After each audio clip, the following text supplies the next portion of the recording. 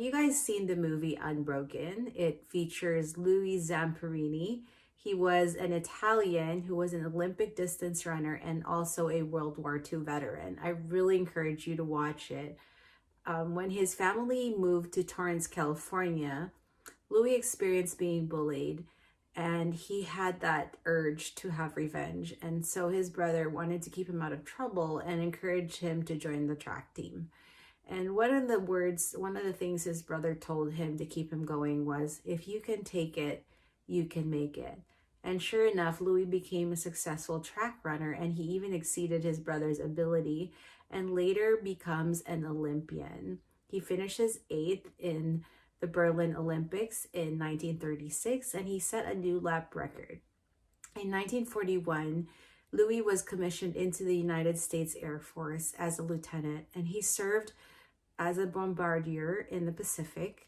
And one time their plane crashed and they ended up on the ocean for 47 days. And he was there with about 2 crewmates and they landed on the Japanese occupied Marshall Islands. And so they were captured and they became prisoners of war.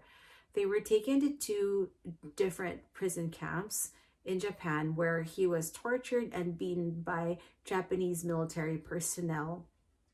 And specifically a man named or known as the Bird, who liked to beat him up or give him a hard time because he found out that he was a famous Olympic runner. When Louis was a prisoner of war, the Japanese tried to convince him to speak Axis power propaganda, and he refused, even though doing so would give him a warm place to live and food. When he declined, he was forced back as to be a prisoner of war, and he was later taken to a new prison camp at a coal factory where he was given a hard time. And after much struggle and victory in World War II by the Axis powers, he was finally released. And following the war, he struggled with post-traumatic stress. During his trying times as a prisoner of war, Louis always recalled his brother's words, and he told himself, if I can take it, I can make it. This built up his inner strength, and it gave him the courage and ability to survive torture and abuse by the Japanese during his captivity. His courage enabled him to refuse to speak the Axis power propaganda that was demanded by his captors. Is there something you're willing to stand up for no matter what the cost? Courage can help you do that. Courage is the inner strength or resilience that we need in order to continue in life. It's a precursor to both confidence and boldness, which we've spoken about. I asked Brennan the other day what he thought courage meant, and he said, it's doing the right thing I know I need to do or am called to, even though I don't want to do it or I'm scared to do it. Courage is a trait that God told Joshua to have when he had to take leadership because he needed the inner strength to be a leader, even though he wasn't as old and well known as Moses. He needed inner strength to face over 1 million Jewish people with whatever God had told them they should do. Courage is also a trait Joshua told the Israelites to have in God's call on them to be different, to take over pagan nations and reflect his glory and reflect the glory and righteousness of God in the way they'd live their lives. In other words, he told them, be courageous in order to be different. God says in Joshua 1:9, have I not commanded you? Be strong and courageous. Do not be afraid. Do not be discouraged, for the Lord your God will be with you wherever you go. And so Joshua challenged them. God is with you in doing the right thing. Stand out, be different, be courageous. So I'd like to encourage you to have the inner strength to fight and win in the cultural war that we are in. This war could be between the following. It could be Bible culture versus Canadian or North American culture, or media culture, or even family culture. So later in your groups, I'd like you to share examples on how these cultures intersect and how they should differ if we are to live our lives as followers of Jesus.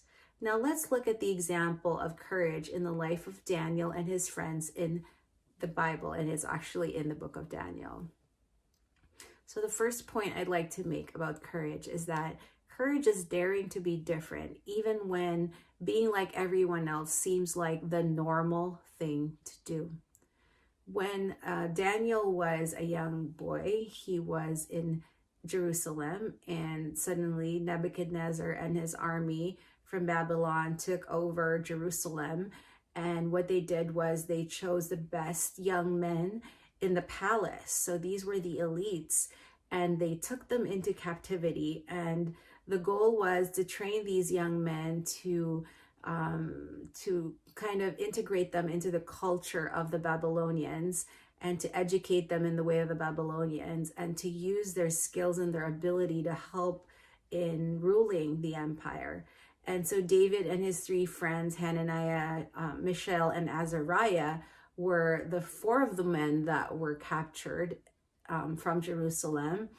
And they were actually men of excellent ability. They were so intelligent, they were good looking, they were healthy. But even though they had all of these qualities, they were different. They had their own lifestyle that was godly, that was patterned after the holiness of God. And this was also applied in their diet. Like they lived a fasted lifestyle. There were things that they refused to eat, such as pork. And at this time, some of the other rich food in the king's palace, like the wine, and I don't know what other rich food they had, that to these young men, they considered it as a violation of their own dietary restrictions in accordance with their faith and their own culture. And so the guy in charge said, you guys have to eat the food here because you have to be healthy. Otherwise, I'm going to get in trouble. But Daniel was like, well, just test us. Let us eat just vegetables and water for 10 days. And you can see it, and you'll find out if we're still healthy and we can still fulfill our responsibilities.